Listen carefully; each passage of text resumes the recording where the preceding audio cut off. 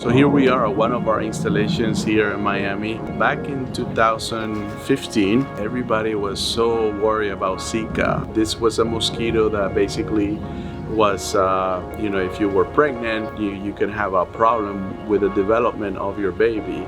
And so a lot of the cities went ahead and fumigated. So that ended up killing a lot of bees, a lot of butterflies.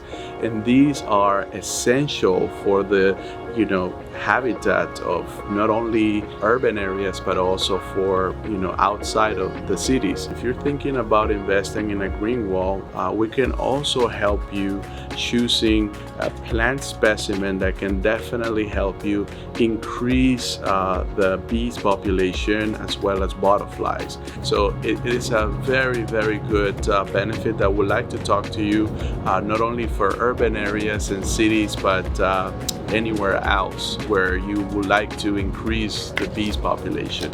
Contact us and learn more about this by coming to our website at www.andromedadistrict.com or come and visit us at our store.